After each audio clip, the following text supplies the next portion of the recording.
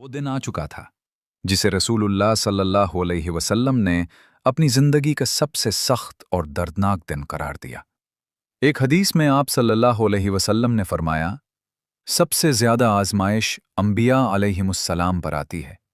ज़रा तसव्वुर करें कि आसमान से तेज़ बारिश हो रही हो, लेकिन पानी के बजाय पत्थर बरस रहे हों, हर तरफ से लगातार, और आपके पास छपने की कोई जगह ना हो। क्या ये ख्याल ही खौफनाक नहीं? यही तकलीफ दे मंजर नबी करीम सल्लल्लाहु अलैहि वसल्लम पर गुजरा। आप सल्लल्लाहु अलैहि वसल्लम ने ऐसा दर्द बर्दाश्त किया जिसकी मिसाल मिलना मुश्किल है। आप सल्लल्लाहु अलैहि वसल्लम का मुबारक जिस्म जख्मों से भर गया था, खून बह रहा था, और उसी दिन के बारे में आप सल्लल्लाहु अलैहि वसल्लम ने फरमाया, ये मेरी जिंदगी का सबसे मुश्किल दिन था। ये वाकया ताइफ के सफर का है। उस वक्त इस्लाम को आए 10 साल गुजर चुके थे, लेकिन इस तवील मुद्दत के बावजूद सिर्फ तकरीबन 300 अफराद ही मुसलमान हुए थे। कुछ मक्का में थे, कुछ हबशा हिजरत कर चुके थे, और चंद दूसरे कबाइल से ताल्लुक रखते थे। ये सब बिखरे हुए थे, और कुरैश के सख्त रवैये की वजह से उनका एक जगह जमा होकर रहना तकरीबन नामुमकिन हो चुका था। मक्का की आबादी के मुकाबले में ये तादाद बहुत कम थी, बल्कि पूरे जजीरा अरब में ये एक निहायत छोटा गिरोह था। मगर मकसद सिर्फ अरब नहीं, बल्कि पूरी दुनिया तक इस्लाम का पैगाम पहुंचाना था। 10 साल गुजरने के बावजूद कुरैश के दिल नहीं बदले थे, और जब तक मुसलमानों की तादाद कम थी, उनके रवैये में नरमी की कोई उम्मीद भी नहीं थी। इसलिए एक नई जगह की जरूरत थी, जहां इस्लाम आसानी से फैल सके और लोग खुले दिल से उसे कबूल करें। ये जगह मक्का के करीब भी होनी चाहिए थी, और कुरैश के साथ मजबूत तिजारती ताल्लुकात भी रखती हो, ताकि दावत का असर ज्यादा हो। इसी मकसद के तहत नबी अकरम सल्लल्लाहु अलैहि वसल्लम ने ताइफ का इंतखाब फरमाया, जो मक्का से तकरीबन 120 किलोमीटर के फासले पर वाक़ था। ताइफ अपने बागात और अंगूर के लिए मशहूर था, और कुरैश के साथ इसके तिजारती ताल्लुकात भी मजबूत थे। अगर ताइफ इस्लाम कबूल कर लेता, तो मक्का में भी इस्लाम का फैलना आसान हो जाता। इसी उम्मीद के साथ रसूलुल्लाह सल्लल्लाहु अलैहि वसल्लम ने अपने मुंह बोले बेटे ज़ैद बिन हारिसा रज़ी अल्लाह अन्हु को साथ लिया और पैदल ही ताइफ की तरफ रवाना हो गए। क्योंकि 3 साला बाइकॉट के बाद आप सल्लल्लाहु अलैहि वसल्लम के पास सवारी भी बाकी नहीं रही थी। ताइफ पहुंचकर वहां के 3 सरदारों अब्दु यालील, मसूद और हबीब से मुलाकात का इरादा किया। आप सल्लल्लाहु अलैहि वसल्लम ने उनके सामने अपना तारुफ करवाया, नबूवत का पैगाम पेश किया, उन्हें इस्लाम की दावत दी और इस दीन की अशात में मदद की दरख्वास्त की। ये एक बहुत बड़ी मौका था। अगर वो ईमान ले आते तो इस इलाके के बहुत से लोग भी उनके पीछे चल पड़ते। वो बेशुमार लोगों के मुसलमान होने का जरिया बन सकते थे, और शायद कुरैश भी इस्लाम को ज्यादा आसानी से कबूल कर लेते। वो बहुत से बंद दरवाजों की कुंजी बन सकते थे, मगर उन्होंने इस मौके को ठुकरा दिया और उसे धकेल दिया। इससे भी बढ़कर उन्होंने नबी करीम सल्लल्लाहु अलैहि वसल्लम का इंतहाई बेअदबी के साथ मजाक उड़ाया। उनकी बातें कुरैश के अल्फाज से भी ज्यादा सख्त थीं। उनमें से एक ने कहा, अगर वाकई अल्लाह ने तुम्हें नबी बनाया है तो गोया मैंने काबा का कपड़ा चुरा लिया है। ये अरबों के नज़दीक बहुत बड़ा तौहीन आमेज जुमला था। दूसरे ने कहा, क्या अल्लाह को कोई और नहीं मिला जिसे नबी बनाकर भेजता? हम ऐसी बातों से अल्लाह की पनाह मांगते हैं। तीसरे ने कहा, अल्लाह की कसम, मैं तुमसे कभी बात नहीं करूंगा। अगर तुम वाकई अल्लाह के भेजे हुए नबी हो तो तुम्हें झुटलाना मेरे लिए बहुत बड़े खतरे की बात है, और अगर तुम झूठ बोल रहे हो तो मैं किसी झूठे से बात करना भी मुनासिब नहीं समझता। उनके दिल तारीकी से भरे हुए थे।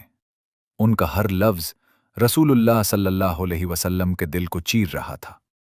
आप सल्लल्लाहु अलैहि वसल्लम वहां से वापस हो गए। आप सल्लल्लाहु अलैहि वसल्लम ने ताइफ में 10 दिन क़याम किया। आप सल्लल्लाहु अलैहि वसल्लम घर घर गए और ताइफ के सरदारों से बात की। आप सल्लल्लाहु अलैहि वसल्लम ने उन्हें अपने मिशन के बारे में बताया, मगर नतीजा हर बार एक ही रहा। जब सरदार ईमान ना लाए तो आम लोग भी करीब ना आए। आहिस्ता आहिस्ता ताइफ के लोग नबी करीम सल्लल्लाहु अलैहि वसल्लम से तंग आने लगे। उन्हें डर था कि कहीं नौजवान उनकी बात सुनकर बदल ना जाएं और उनके पीछे न चल पड़ें। इसलिए उन्होंने कहा, हमारी जमीन छोड़ दो और जहां चाहो चले जाओ। जब तुम्हारी अपनी कौम ने तुम्हारी बात ना मानी तो तुम हमारे पास आए हो। हम तुमसे हत्तल इम्कान दूर रहेंगे और कभी तुम्हारी बात कबूल नहीं करेंगे। क्या कोई पूरा कबीला इतना सख्त दिल हो सकता है? मगर ये उनका आखिरी जुल्म नहीं था। उन्होंने गलियों के शरारती लोगों और हर उम्र के बच्चों को जमा किया। उन्हें सड़क के किनारे खड़ा कर दिया गया। हर एक के हाथ में पत्थर था। उस स्याह दिन नबी करीम सल्लल्लाहु अलैहि वसल्लम ने वो कुछ देखा जिसका आपको गुमान भी ना था। कुछ ही देर में उन्होंने बेरहमी से पत्थर बरसाना शुरू कर दिए। पत्थर, थूक, गालियां, कहे। ये एक निहायत खौफनाक लम्हा था। वो आपके पीछे दौड़ते रहे और पत्थर मारते रहे। हम ये भी नहीं जानते कि उस दिन रसूलुल्लाह सल्लल्लाहु अलैहि वसल्लम ने कितने सख्त अल्फाज सुने, क्योंकि वो अल्फाज दोहराए भी नहीं जा सकते। ज़ैद बिन हारिसा रज़ी अल्लाह अन्हु ने अपने जिस्म से नबी करीम सल्लल्लाहु अलैहि वसल्लम को बचाने की कोशिश की, मगर ये बेसूद था। हर तरफ से पत्थर आ रहे थे। वो पुकार उठे, ए ताइफ के लोगों, क्या तुम जानते हो कि जिस पर तुम पत्थर बरसा रहे हो वो अल्लाह के नबी है? उन्हें अपने ऊपर पड़ने वाले पत्थरों की परवाह नहीं थी, मगर जो पत्थर नबी करीम सल्लल्लाहु अलैहि वसल्लम को लग रहे थे वो उनके दिल को गहरा जख्म दे रहे थे। नबी करीम सल्लल्लाहु अलैहि वसल्लम और ज़ैद बिन हारिसा रज़ी अल्लाह अन्हु दोनों खून में डूब चुके थे। कुछ देर बाद दर्द इतना बढ़ गया कि नबी करीम सल्लल्लाहु अलैहि वसल्लम को बैठना पड़ा। जरा सोचें, एक 50 साल के इंसान के साथ ये सब हो रहा था। आप जवान नहीं थे, ताकत खत्म हो चुकी थी, मगर जालिम लोग फिर भी नहीं रुके। उन्होंने आपको जबरदस्ती खड़ा किया और फिर से पत्थर मारना शुरू कर दिए। वो हंस रहे थे और इस जुल्म से लुत्फ उठा रहे थे। आपके पांव से खून बह रहा था। हर पत्थर तकलीफ दे रहा था और हर कदम दर्दनाक था। जब आप गिर जाते तो वो आपको दोबारा उठाते और फिर पत्थर मारते। ये सब बार बार होता रहा।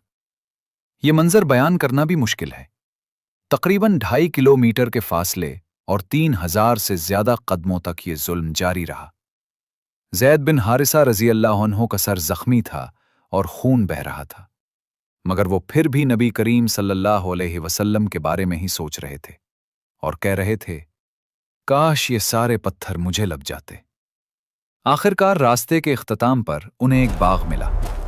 वो जल्दी से उसमें दाखिल हो गए। चंद लम्हों बाद उन्हें कुछ इत्मीनान मिला, मगर वो बुरी तरह थके हुए और जख्मी थे। ज़ैद बिन हारिसा रज़ी अल्लाह अन्हु ने जब नबी करीम सल्लल्लाहु अलैहि वसल्लम को देखा तो उनका दिल टूट गया। कैसे न टूटता? आपके नबी खून में डूबे हुए हों, तकलीफ में हों और आप कुछ न कर सकें। बाग के कोने में उन्हें थोड़ी देर आराम का मौका मिला। वो अपने जख्म धोना और खुद को साफ करना चाहते थे। जरा उस लम्हे का तसव्वुर करें। अभी कुछ ही अरसा पहले आपने अपने चचा को खो दिया था जो आपकी हिफाजत करते थे। फिर आपने अपनी अहलिया हजरत खदीजा रज़ी अल्लाह अन्हा को खो दिया जो हर मुश्किल वक्त में आपको सहारा देती थी। और अब ये वाक़या पेश आ गया था। क्या आप जानते हैं कि उस वक्त नबी करीम सल्लल्लाहु अलैहि वसल्लम ने क्या किया? आप जानते थे कि हकीकी सुकून सिर्फ अल्लाह के पास है। आपने वुज़ू किया, 2 रकत नमाज अदा की और आसमान की तरफ हाथ उठाए। आपने अपने दिल का सारा दर्द अपने रब के सामने रख दिया। ऐ अल्लाह, मैं अपनी कमजोरी, अपनी बेबसी और लोगों की नज़र में अपनी बेकदरी की शिकायत सिर्फ तेरी बारगाह में करता हूं। ऐ सबसे ज्यादा रहम करने वाले, तू कमजोरों का रब है और बेबसों का सहारा है। तू मुझ पर मेहरबान है। मुझे किसी बदअखलाक और सख्त दिल दुश्मन के हवाले ना कर। ऐ अल्लाह, जब तक तू मुझसे नाराज नहीं, मुझे किसी चीज की परवाह नहीं। ऐसे करे लम्हे में भी नबी करीम सल्लल्लाहु अलैहि वसल्लम की फिक्र सिर्फ अल्लाह की रजा थी। आप सल्लल्लाहु अलैहि वसल्लम ने शिकायत नहीं की, बल्कि अपने अंदर कमजोरियां तलाश की। ये दुनिया एक आजमाइश थी और हर मुश्किल में आप सल्लल्लाहु अलैहि वसल्लम सिर्फ अल्लाह ही की तरफ रुजू करते थे। आप वो हस्ती थे जिन्होंने बंदगी का हक सबसे बेहतरीन अंदाज में अदा किया। सूरतुल बकरा में इरशाद होता है, ऐ ईमान वालो, सब्र और नमाज के जरिए मदद तलब करो, बेशक अल्लाह सब्र करने वालों के साथ है। नबी करीम सल्लल्लाहु अलैहि वसल्लम सब्र और नमाज के जरिए मदद मांग रहे थे, क्योंकि आप जानते थे कि बड़ी मदद हमेशा सब्र के बाद आती है। नमाज मुकम्मल करने के फौरन बाद आप सल्लल्लाहु अलैहि वसल्लम ने करीब एक शख्स को देखा। वो उस बाग के मालिकों की तरफ से भेजा गया था जहां उन्होंने पनाह ली थी। वो कौन थे? मक्का के दो भाई उतबा और शैबा। उन्होंने ये सारा वाकया देखा था और रसूलुल्लाह सल्लल्लाहु अलैहि वसल्लम पर तरस खाया। उन्होंने अपने गुलाम अद्दास को अंगूरों की एक प्लेट देकर भेजा।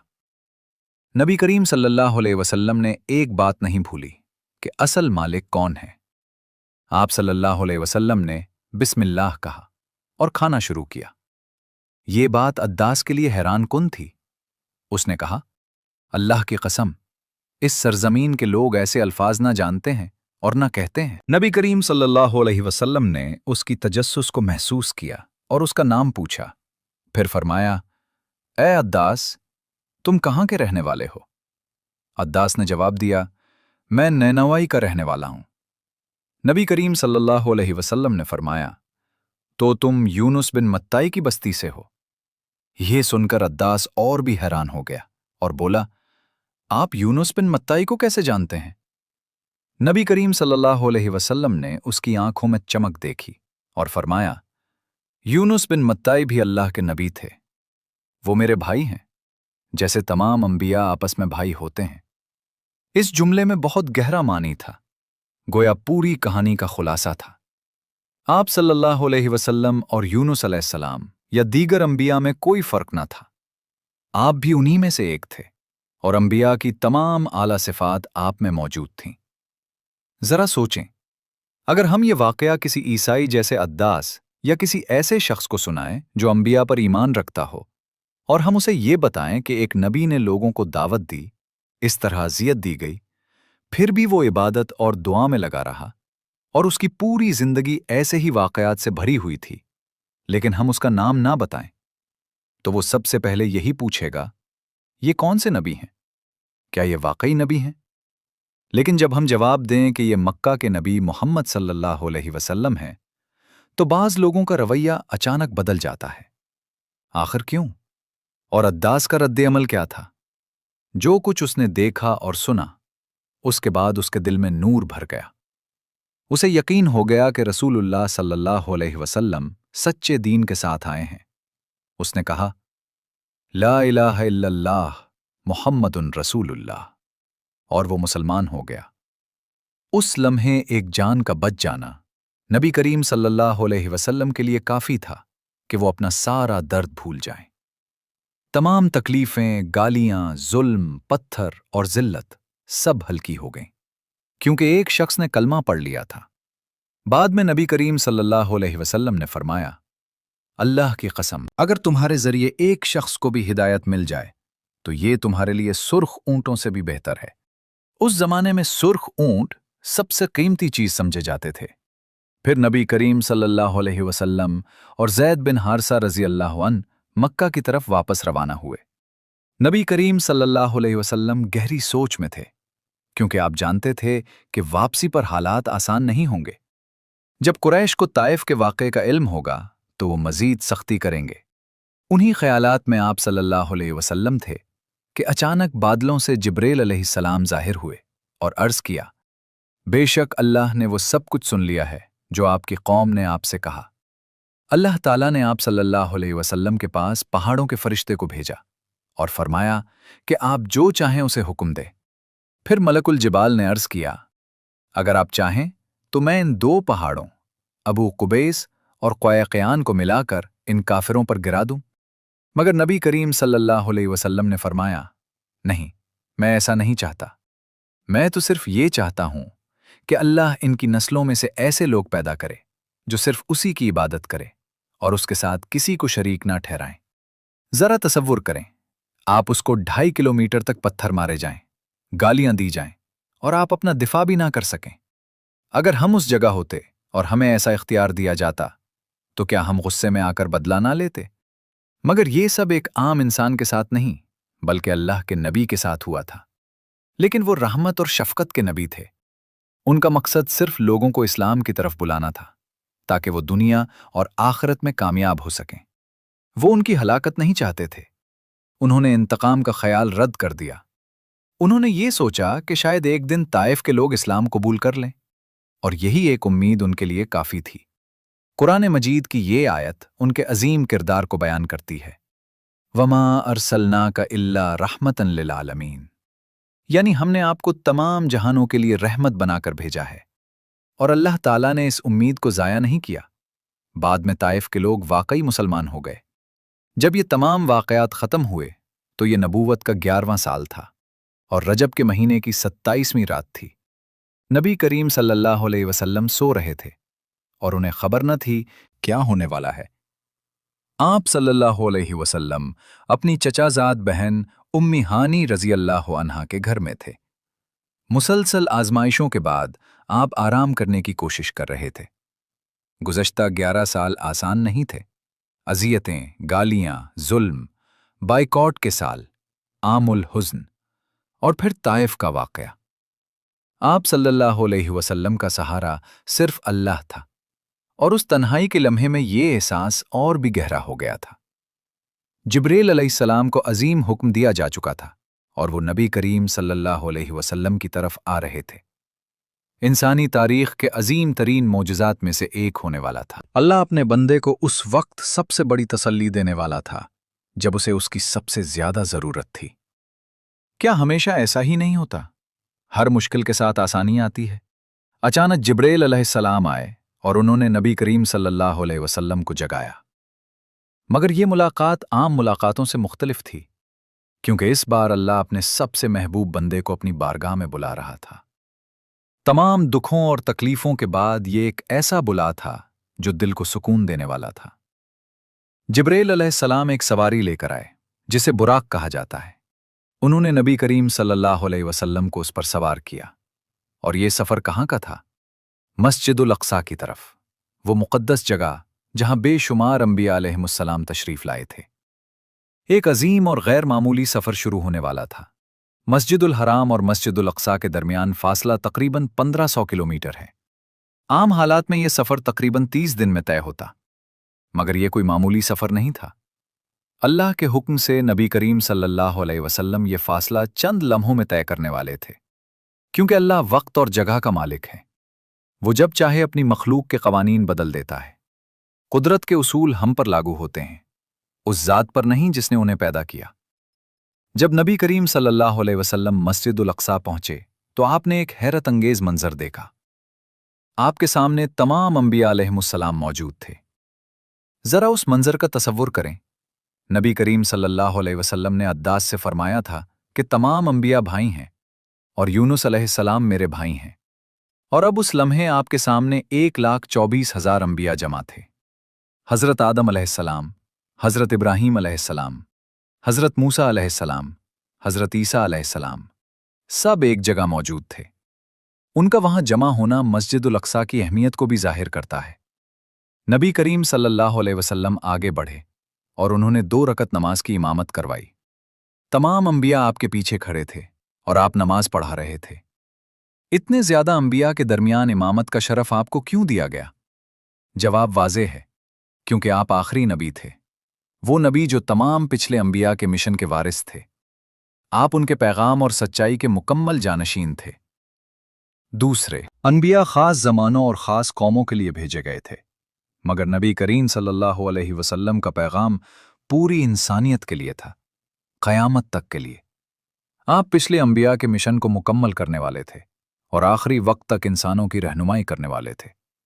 حضرت آدم علیہ السلام کے زمانے سے تمام انبیاء ایک ہی دین یعنی اسلام لے کر آئے، مگر وقت کے ساتھ لوگوں نے دین میں تبدیلیاں کر دیں اور عقائد کو بگاڑ دیا۔ کچھ متکبر لوگوں نے اپنے فائدے کے لیے دین کو بدل دیا۔ نبی کریم صلی اللہ علیہ وسلم اب قرآن کی رہنمائی میں تمام اقوام، قبائل، بلکہ پوری انسانیت کو دوبارہ اللہ کی طرف بلانے والے تھے۔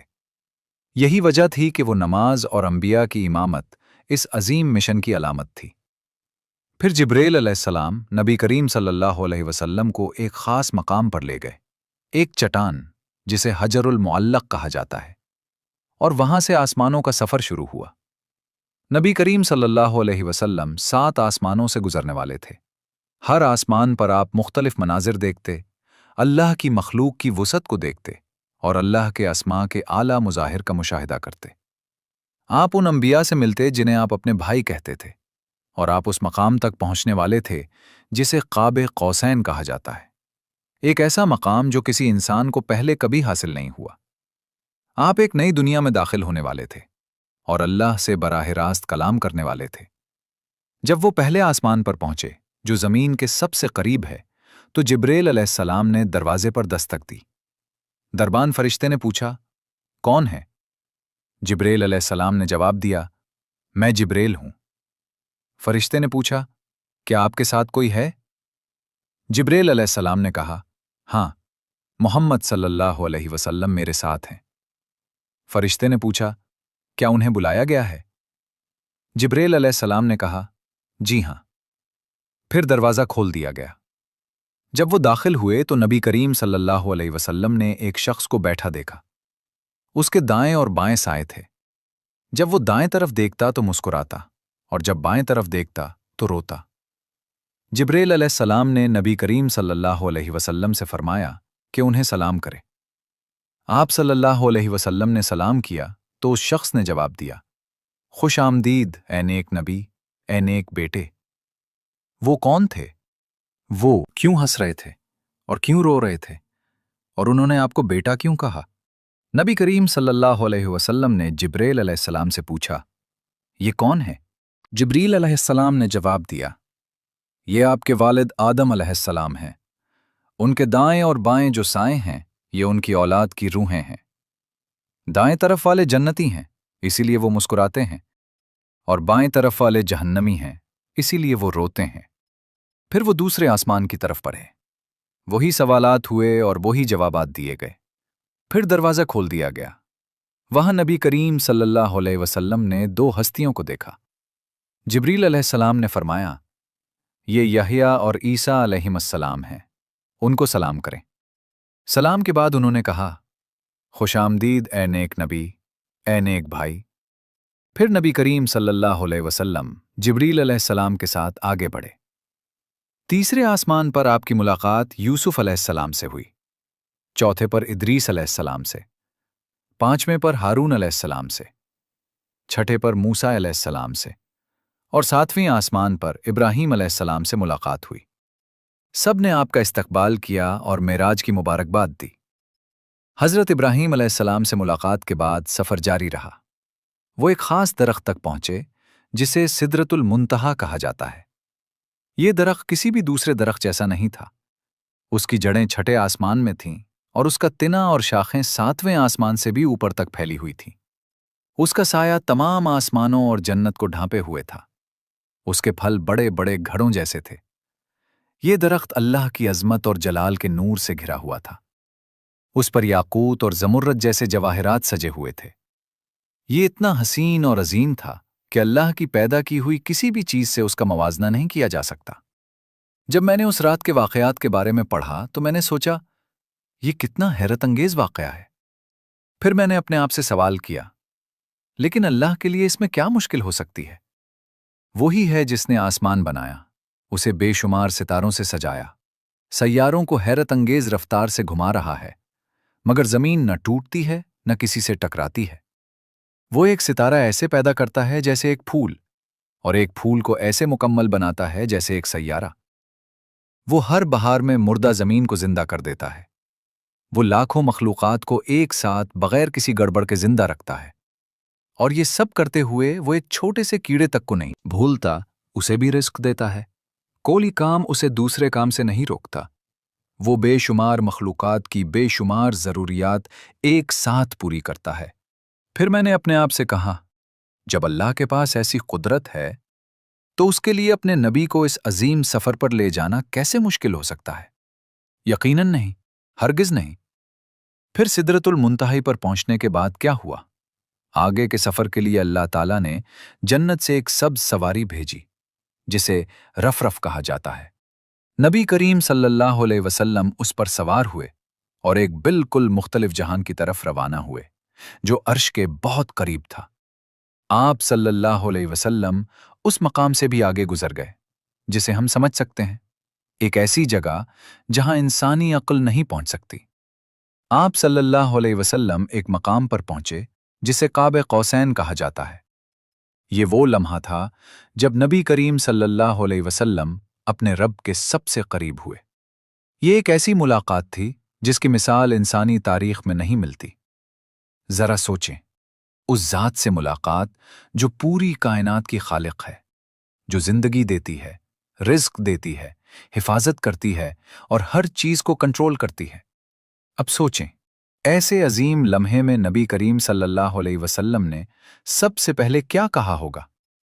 کیسے بات کی ہوگی؟ آپ سلام نہیں کہہ سکتے تھے، کیونکہ سلام کسی کے لیے امن کی دعا ہوتا ہے، اور اللہ کو کسی کی طرف سے امن کی ضرورت نہیں، وہ خود السلام ہے، امن دینے والا ہے۔ تو نبی کریم صلی اللہ علیہ وسلم نے کیا فرمایا؟ آپ صلی اللہ علیہ وسلم نے عرض کیا، التحیات للہ والصلوات والطیبات، یعنی تمام تعظیمات، عبادات اور پاکیزہ چیزیں اللہ ہی کے لیے ہیں۔ اس کا کیا مطلب ہے؟ قرآن میں ارشاد ہوتا ہے کہ ہر چیز اللہ کی حمد کے ساتھ تسبیح کرتی ہے۔ کائنات کی ہر چیز اللہ کی قدرت کا شاہکار ہے، اور ہر چیز اس کی صفات کی جھلک دکھاتی ہے۔ جیسے جب کوئی ماہر کاریگر کوئی خوبصورت چیز بناتا ہے تو ہم کہتے ہیں کہ یہ چیز اپنے بنانے والے کی تعریف کر رہی ہے۔ اسی طرح تمام مخلوقات اپنی تخلیق اور اپنے نظام کے ذریعے اللہ کی حمد بیان کرتی ہیں۔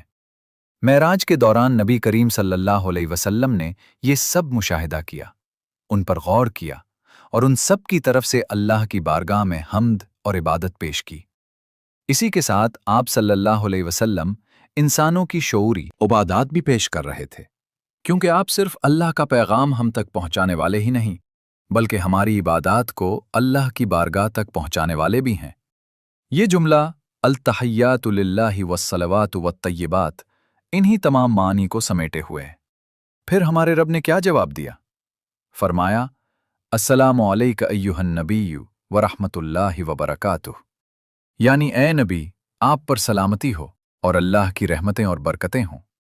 پھر نبی کریم صلی اللہ علیہ وسلم نے نہایت خاص انداز میں جواب دیا، السلام علینا وعلی عباد اللہ الصالحین، یعنی ہم پر اور اللہ کے نیک بندوں پر سلامتی ہو۔ غور کریں، آپ صلی اللہ علیہ وسلم نے یہ سلام صرف اپنے لیے نہیں رکھا، بلکہ تمام ایمان والوں کو اس میں شامل کر لیا۔ اس عظیم ملاقات میں بھی آپ صلی اللہ علیہ وسلم نے اپنی امت کو نہیں بھلایا۔ عام طور پر انسان جب کسی بہت بڑے کام میں مشغول ہوتا ہے تو باقی سب کچھ بھول جاتا ہے، مگر نبی کریم صلی اللہ علیہ وسلم نے اللہ سے ملاقات کے وقت بھی ہمیں یاد رکھا۔ یہ اپنی امت کے لیے کیسی عظیم رحمت اور محبت ہے۔ پھر تشہد کا آخری حصہ آیا، اشہد ان لا الہ الا اللہ واشہد ان محمدً عبدہ ورسولہ۔ یہ آخر میں کیوں کہا جاتا ہے اور یہ کہاں سے آیا؟ یہ جبریل علیہ السلام کا بیان تھا۔ وہ پورے سفر میں نبی کریم صلی اللہ علیہ وسلم کے ساتھ رہے، اللہ کا حکم وصول کرتے اور پہنچاتے رہے، اور آخر میں انہوں نے یہ گفتگو سنی اور اس عظیم لمحے کے لیے بہترین الفاظ ادا کیے۔ انہوں نے گواہی دی کہ اللہ کے سوا کوئی معبود نہیں اور محمد صلی اللہ علیہ وسلم اس کے بندے اور رسول ہیں۔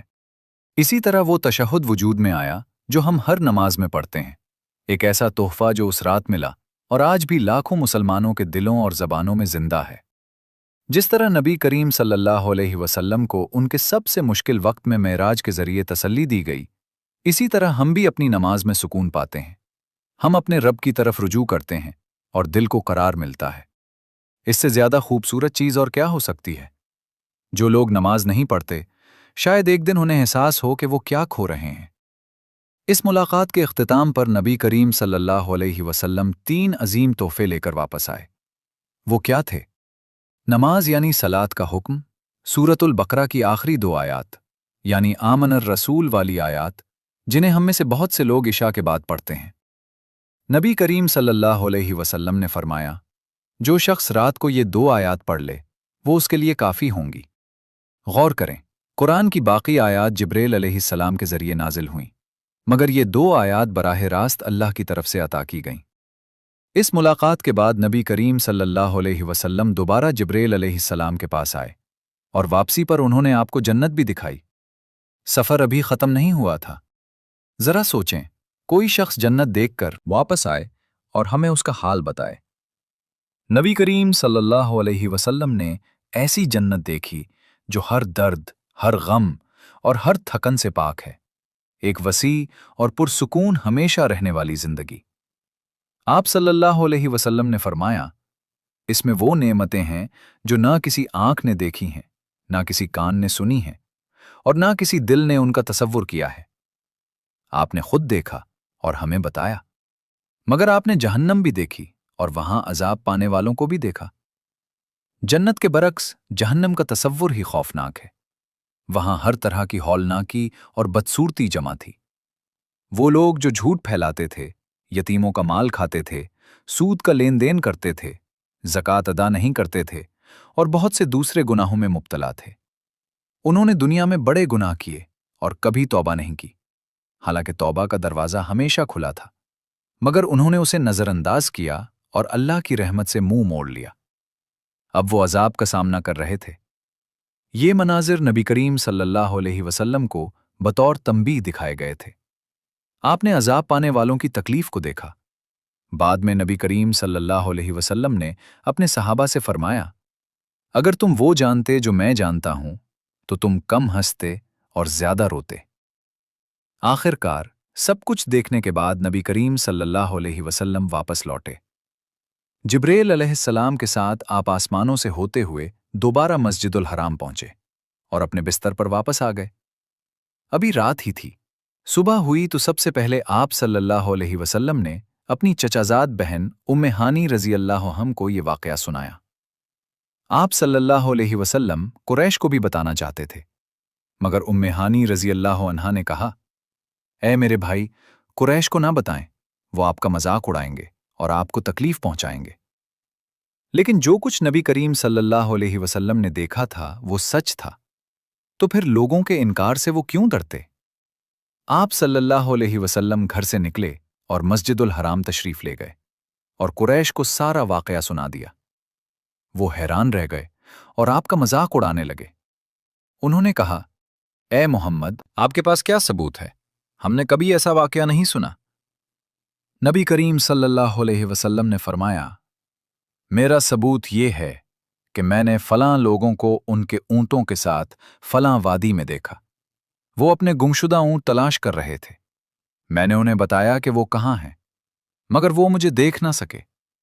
फिर मैं शाम की तरफ बढ़ा और वापसी पर जब मैं दाबना के मकाम पर पहुंचा तो मैंने एक और काफिला देखा। वो सो रहे थे। नबी करीम सल्लल्लाहु अलैहि वसल्लम ने मजीद फरमाया, मैंने तुम्हारे एक काफिले को तनाइन के करीब देखा। उसके आगे एक सियाह रंग का ऊंट था। उस पर 2 थैले थे, एक सियाह और दूसरा मुख्तलिफ रंगों का। ये भी मेरा सबूत है। लोग हैरान हुए और फौरन सनिया के मकाम पर जाकर उस काफिले का इंतजार करने लगे ताकि देखें कि नबी करीम सल्लल्लाहु अलैहि वसल्लम की बात दुरुस्त है या नहीं। कुछ ही देर बाद वही काफिला आ गया जिसका जिक्र किया गया था, बिल्कुल वैसा ही। आगे एक सियाह ऊंट और उस पर 2 थैले, एक सियाह और एक रंग बिरंगा। फिर उन्होंने दूसरे काफिले वालों से पानी के बर्तनों के बारे में पूछा। मुसाफिरों ने कहा कि उन्होंने बर्तन भरकर बंद कर दिए थे, मगर जब उन्होंने देखा तो वो खाली थे, जैसा कि नबी करीम सल्लल्लाहु अलैहि वसल्लम ने फरमाया था। कुरैश ने बाकी तमाम बातों के बारे में भी पूछा जो नबी करीम सल्लल्लाहु अलैहि वसल्लम ने बताई थी, और हर बात बिल्कुल दुरुस्त निकली, मगर इसके बावजूद वो ईमान ना लाए। वो मजीद सबूत मांगते रहे। कुरैश में से कुछ लोग पहले बैतुल मक़दिस यानी मस्जिदुल अक़सा जा चुके थे। वो नबी करीम सल्लल्लाहु अलैहि वसल्लम के पास आए और कहने लगे, हमें बैतुल मक़दिस की सिफत बयान करें। नबी करीम सल्लल्लाहु अलैहि वसल्लम इस रात से पहले वहां कभी नहीं गए थे और कुरैश ये बात जानते थे, इसीलिए वो आपको मुश्किल में डालना चाहते थे। बाद में नबी करीम सल्लल्लाहु अलैहि वसल्लम ने उस लम्हे को यूं बयान फरमाया, मैं उनके झुटलाने और सवालात की वजह से बहुत परेशान हो गया था। इतनी परेशानी मुझे पहले कभी नहीं हुई थी। फिर अल्लाह ताला ने बैतुल मक़दिस को मेरे सामने जाहिर कर दिया। मैं उसे देखता रहा और हर चीज तफसील से बयान करता गया। उन्होंने पूछा, इसके कितने दरवाजे हैं? मैंने पहले कभी नहीं गिने थे, मगर अब मैं साफ देख रहा था। मैंने एक एक करके गिने और उन्हें बता दिया। फिर काफिरों ने कहा, اللہ की कसम, आपने बिल्कुल सही बयान किया है। लेकिन उसके बावजूद वो ईमान ना लाए। कुरैश के कुछ लोग फौरन अबू बकर रज़ियल्लाहु अन्हु के पास गए और ये खबर सुनाई ताकि शायद वो शक करे।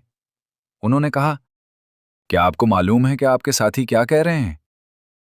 अबू बकर रज़ियल्लाहु अन्हु ने पूछा, क्या तुमने ये बात खुद उनसे सुनी है? उन्होंने कहा, हाँ बिल्कुल उन्हीं से सुनी है। अबू बकर रज़ियल्लाहु अन्हु ने फरमाया, अगर उन्होंने ये कहा है तो अल्लाह की कसम ये बिल्कुल सच है, इसमें हैरानी की कोई बात नहीं। फिर वो फौरन नबी करीम सल्लल्लाहु अलैहि वसल्लम के पास आए और अर्ज किया, ए अल्लाह के रसूल, क्या आपने इन लोगों को बताया है कि आप गुज़श्ता रात बैतुल मक़दिस गए थे? नबी करीम सल्लल्लाहु अलैहि वसल्लम ने फरमाया, हाँ। अबू बकर रज़ियल्लाहु अन्हु ने बगैर किसी तरद्दुद के कहा, आप सच फरमा रहे हैं, मैं गवाही देता हूं कि आप अल्लाह के रसूल हैं। फिर नबी करीम सल्लल्लाहु अलैहि वसल्लम ने फरमाया, ए अबू बकर, तुम अस्सिद्दीक हो, यानी वो जो हमेशा सच की तस्दीक करता है। उस दिन के बाद अबू बकर रज़ियल्लाहु अन्हु को अस्सिद्दीक के नाम से जाना जाने लगा, यानी वो जो बगैर शक के तस्दीक करे। फिर क्या हुआ? साल अपने इख्तिताम के करीब था और हज का मौसम आ चुका था। हर साल की तरह पूरे जजीरे अरब से हजारों लोग मक्का आए। बाजार और मेले लग चुके थे। ये नबी करीम सल्लल्लाहु अलैहि वसल्लम के लिए एक बेहतरीन मौका था। आप सल्लल्लाहु अलैहि वसल्लम हर कबीले के सरदारों से मिलते, उन्हें इस्लाम की दावत देते और अल्लाह ताला आप सल्लल्लाहु अलैहि वसल्लम की मेहनत को जाया नहीं होने देता था। जल्द ही 6 खास अफराद आप सल्लल्लाहु अलैहि वसल्लम के रास्ते में आने वाले थे। वो 6 लोग किस चीज का सबब बनेंगे, ये वक्त आने पर जाहिर होगा कि वो कितने अहम साबित होंगे। लेकिन हमें यह समझना चाहिए कि उन 6 लोगों तक पहुंचना भी आसान नहीं था। नबी करीम सल्लल्लाहु अलैहि वसल्लम तकरीबन 1 माह तक मीलों में मुसलसल मेहनत करते रहे। आप सल्लल्लाहु अलैहि वसल्लम एक खेमे से दूसरे खेमे तक जाते, अपना तारुफ करवाते और अपना पैगाम बयान करते। आप सल्लल्लाहु अलैहि वसल्लम एक ऐसे कबीले की तलाश में थे जो इस्लाम की हिमायत करे और हिजरत के लिए जगह दे। इसी दौरान आप सल्लल्लाहु अलैहि वसल्लम खुलेआम दावत भी देते रहे। आप सल्लल्लाहु अलैहि वसल्लम फरमाते, ऐ लोगो, अला इलाहा इल्लल्लाह कहो, तुम कामयाब हो जाओगे। जो लोग आप सल्लल्लाहु अलैहि वसल्लम की आवाज सुनते, आपके पीछे चल पड़ते। जहां भी आप जाते, लोग जमा हो जाते, मगर कोई हिमायत के लिए आगे न बढ़ता। सिर्फ एक आवाज थी जो बार बार सुनाई देती थी। एक शख्स जो साए की तरह आपके पीछे चलता था, ना मदद के लिए बल्कि मुखालफत के लिए। वो चीखता, मोहम्मद ने अपने आबा और अजदाद का दीन छोड़ दिया है और झूठी बातें घड़ता है, इसकी बात ना मानो। हम ऐसी बातों से अल्लाह की पनाह मांगते हैं। वो हर खैमे में जाकर लोगों को नबी करीम सल्लल्लाहु अलैहि वसल्लम के खिलाफ करता। उसकी पूरी जिंदगी नबी करीम सल्लल्लाहु अलैहि वसल्लम की मुखालफत और इस्लाम से दुश्मनी में गुजरने लगी। हालांकि वो बूढ़ा था और ये अकीदा रखता था कि मरने के बाद कुछ नहीं, फिर भी वो अपनी सारी ताकत इस गलत मकसद में लगा रहा था। उसकी मेहनत देखकर इंसान सोचने पर मजबूर हो जाता है, वो एक बातिल चीज के लिए इतनी कोशिश कर रहा है, तो मैं अल्लाह के दीन के लिए क्या कर रहा हूं? ये सवाल हम सबको खुद से करना चाहिए। कुछ कबाइल के सरदार नबी करीम सल्लल्लाहु अलैहि वसल्लम को हकीर समझते और मजाक उड़ाते। कुछ अपने आबा के तरीके को छोड़ना नहीं चाहते थे और कुछ दूसरे कबाइल से डरते थे। नबी करीम सल्लल्लाहु अलैहि वसल्लम जिस खेमे में भी जाते, जवाब मनफी ही मिलता। मगर इसके बावजूद आप सल्लल्लाहु अलैहि वसल्लम ने उम्मीद नहीं छोड़ी। आप सल्लल्लाहु अलैहि वसल्लम नए कबाइल के पास जाते रहे। उनमें से एक कबीला शैबान बिन सालबा था, जिसने सबसे ज्यादा दिलचस्पी दिखाई। जब नबी करीम सल्लल्लाहु अलैहि वसल्लम ने उनके सामने कुरान की आयात तिलावत की, तो उनके एक सरदार ने जोश में आकर कहा, अल्लाह की कसम, ए कुरैशी भाई, आपने मुझे बेहतरीन अखलाक और खूबसूरत आमाल की तरफ बुलाया है। आपकी कौम ने आपके बारे में झूठ बोला है और आपकी नाहक मुखालफत की है।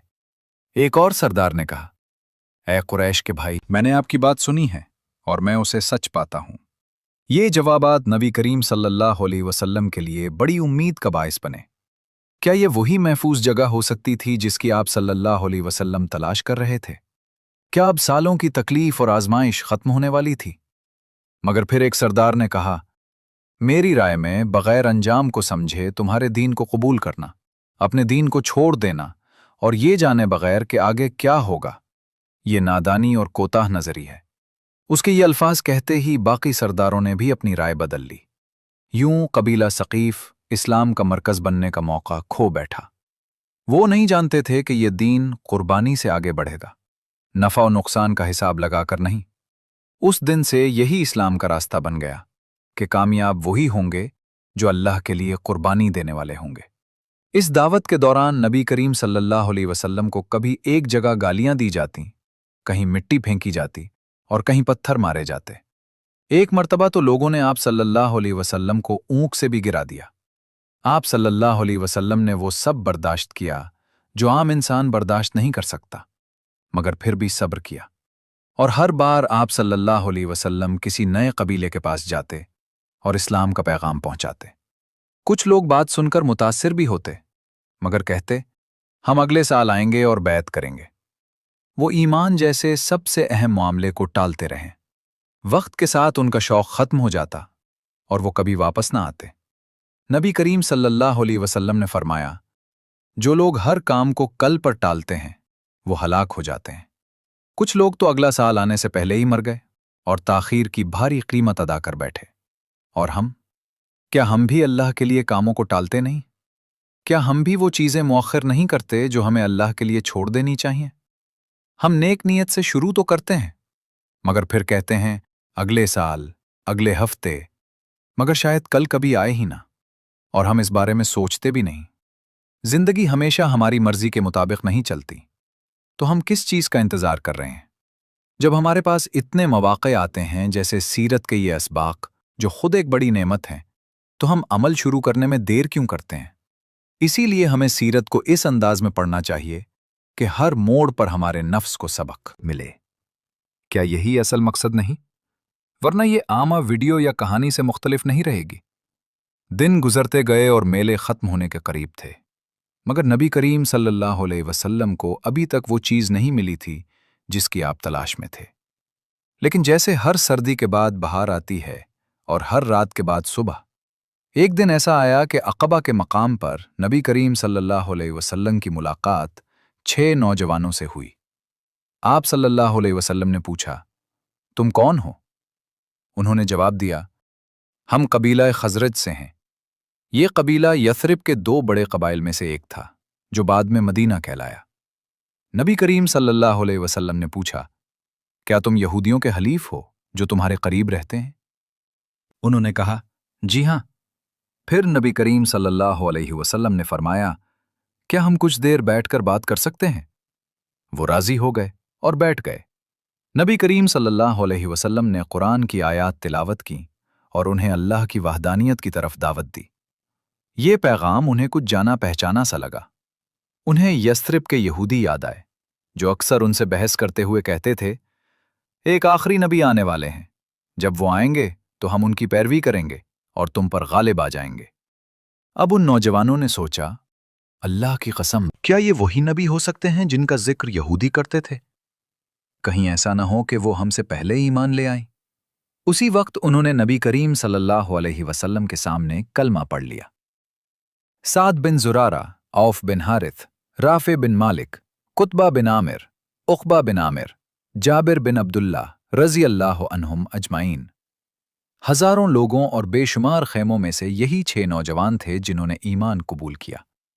ये मदीना के पहले मुसलमान थे और जैसे मक्का में हुआ था वैसे ही यहां भी इस्लाम नौजवानों के जरिए फैलने वाला था।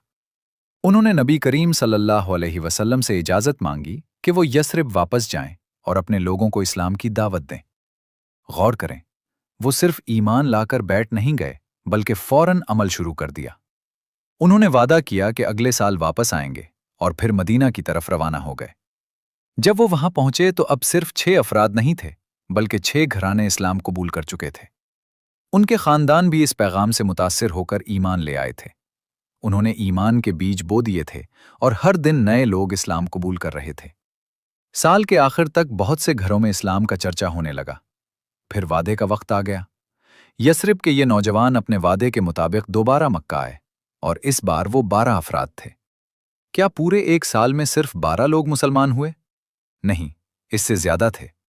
मगर ये 12 लोग रात के वक्त खुफिया तौर पर नबी करीम सल्लल्लाहु अलैहि वसल्लम से मिलने के लिए अक़बा की एक तंग घाटी में आए।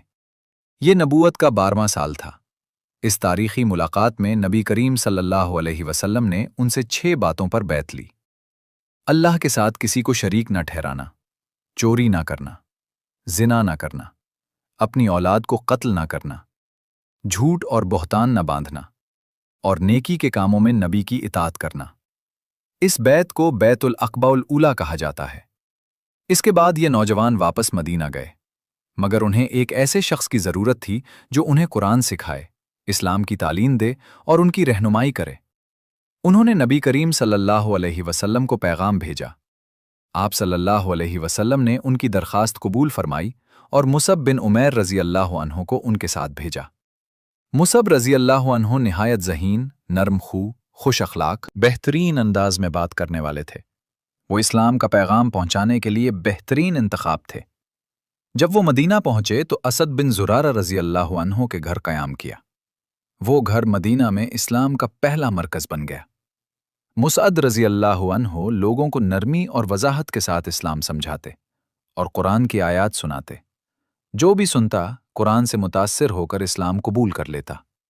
मगर जैसे कुछ लोग इस पैगाम को पसंद करते थे, वैसे ही कुछ ऐसे भी थे जो उसे कबूल करने के लिए तैयार नहीं थे। एक दिन मुसअद बिन उमैर रज़ी अल्लाह अन्हु और असद बिन ज़ुरारा रज़ी अल्लाह अन्हु एक कुएं के करीब बैठे थे और लोगों के एक गिरोह को इस्लाम के बारे में बता रहे थे। नौजवानों के चेहरों पर बढ़ती हुई दिलचस्पी एक कबीले के सरदार को नागवार गुजरी। औस मदीना के 2 बड़े कबाइल में से एक था और उसके एक सरदार सद बिन मुआज थे। उनके साथ उनका करीबी साथी उसैद बिन हुज़ैर भी था। दोनों गुस्से में थे और उन्होंने कुछ करने का फैसला किया। उसैद ने अपना नेज़ा मजबूती से पकड़ा और सीधा उनकी तरफ बढ़ा। बुलंद आवाज में कहा, तुम यहां क्या कर रहे हो? तुम हमारे सादा लोगों को बहका रहे हो। अगर अपनी जानों की फिक्र है तो फौरन यहां से चले जाओ। मगर मुसअब रज़ी अल्लाह अन्हु निहायत पुरसुकून और बावकार रहे। उन्होंने कहा, जरा ठहरें, बैठकर हमारी बात सुन लें। अगर आपको पसंद आए तो कबूल कर लें, वरना आप जो चाहें फैसला कर सकते हैं। उसैद को ऐसे पुरम जवाब की तवक्को ना थी। उसका लहजा नर्म पड़ गया और उसने कहा, ठीक है। वो बैठ गया। मुसअब रज़ी अल्लाह अन्हु ने इस्लाम की वजाहत शुरू की और कुरान की आयात तिलावत की। उस दिन उसैद का दिल बदल गया। उसने कलमा पढ़ा और मुसलमान हो गया। जब कोई ईमान का नूर चख लेता है तो वो उसे अपने तक महदूद नहीं रखता, बल्कि दूसरों तक पहुंचाना चाहता है। उसैद ने कहा, मैं एक शख्स को तुम्हारे पास भेजता हूं। अगर वो भी ईमान ले आए तो उस शहर में कोई बाकी नहीं रहेगा जो ईमान ना लाए। कुरान के नूर में ये ताकत थी कि वो गुस्से को भी रहमत में बदल देता था। उसैद वापस साद बिन मुआज के पास गया, मगर फौरन ये नहीं बताया कि वो मुसलमान हो चुका है। उसने सोचा कि साद गुस्सा कर सकते हैं, इसलिए उसने कहा, आप खुद जाकर उनसे बात करें। फिर साद बिन मुआज खुद मुसअब रज़ी अल्लाह अन्हु और असद रज़ी अल्लाह अन्हु के पास आए। उन्होंने असद रज़ी अल्लाह अन्हु से कहा, अगर तुम मेरे रिश्तेदार ना होते तो मैं ये बर्दाश्त ना करता जो तुमने हमारे कबीले में शुरू कर दिया है।